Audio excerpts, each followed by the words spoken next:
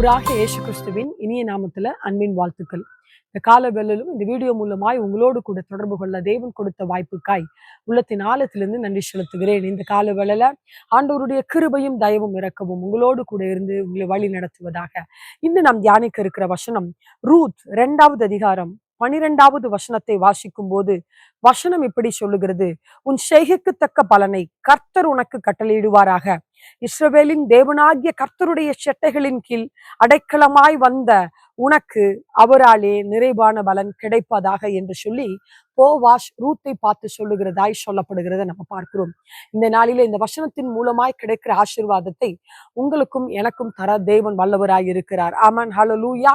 நீங்க எதிர்பார்த்திருக்கிற நன்மைகள், அதாவது ஆண்டவருடைய சமூகத்துல நீங்கள் காத்திருக்கிற, அவருடைய சமூகத்துல ஜெபித்திருக்கிற உங்கள் செய்கைக்கு தக்க பலனை ஆண்டவர் உங்களுக்கு இந்த கால வேளையில கட்டளையிட வல்லவராய் இருக்கிறார். ஆமென். ஆண்டவரே, உம்மையே நான் சார்ந்திருக்கிறேன், உம்மையே நான் விசுவாசித்து காத்திருக்கிறேன், உம்முடைய பாதபடியிலே நம்பிக்கையா இருக்கிறேன் அப்பா. ஏன் எனக்கு இப்படிப்பட்ட ஆசீர்வாதங்கள் தடையா இருக்கிறது, இல்லை என்று சொன்னால் ஏன் எனக்கு கிடைக்கவில்லை என்று சொல்லி கவலையோடு கூட ஆண்டவருடைய சமூகத்துல காத்திருக்கிறீங்களா? ஆண்டவர் இந்த நாளில வாக்கு கொடுக்கிறார். உங்களுக்கு செய்கைக்கு தக்க பலனை அவர் தர வல்லவராய் இருக்கிறார். ஏன் என்று சொன்னால் நீங்கள் அவருடைய பாதபடியில அடைக்கலமாய் வந்திருக்கிறீங்க, அவரை சார்ந்து இருக்கிறீங்க. தாவீது தன்னுடைய எல்லா சூழ்நிலைகளில ஆண்டவரை அடைக்கலமாய், மறைவிடமாய், பாதுகாப்பாய், கேடகமாய் வைத்திருந்ததை நம்ம பார்க்கிறோம். சங்கீதம் 18வது சங்கீதத்துல கூட அவர் அப்படியாய் சொல்லுகிறார்: நீங்களும் நானும் அவருடைய சட்டைகளில் நிழல வரும்போது நமக்கு எதிராக எழும்புகிற சத்துருவா இருக்கலாம், இல்ல நமக்கு எதிராக வருகிற ஆசீர்வாத குறைவுகளா இருக்கலாம், இல்ல நன்மைகள் வராதிருக்கிற காரியங்களா இருக்கலாம். அவரை சார்ந்து அவரை நீங்கள் அடைக்கலமாய் கொள்ளும் போது அவரால் உங்களுக்கு நிறைவான பலன் இந்த கால வேளையில இயேசுவின் நாமத்துல உண்டாக போகிறதா இருக்கிறது.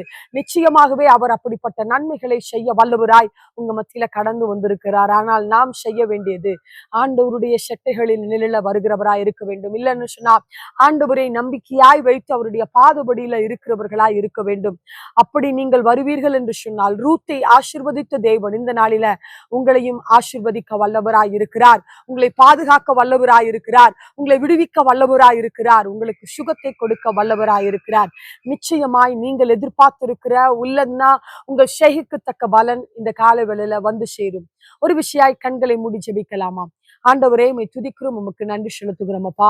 இயேசுவின் நாமத்தில் இந்த கால வேளையில ஒவ்வொருவரையும் வாழ்த்துகிறோம், ஆசீர்வதிக்கிறோம். ஆண்டவரே, அவர்கள் செய்கைக்கு தக்க பலனை கொடுத்து உம்மை சார்ந்து இருக்கிற, உம்மை அடைக்கலமாய் வைத்திருக்கிற ஒவ்வொரு பிள்ளைகளை நீங்க ஆசீர்வதிங்கன்னு நாங்க செபிக்கிறோம். பாதுகாத்து கொள்ளுவீராக நாங்க செபிக்கிறோம்.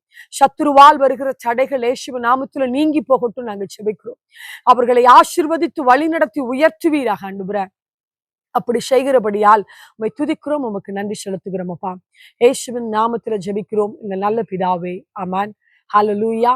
நிச்சயமாய் ஆண்டவர் உங்களை ஆசீர்வதிப்பாராக. ஆமென்.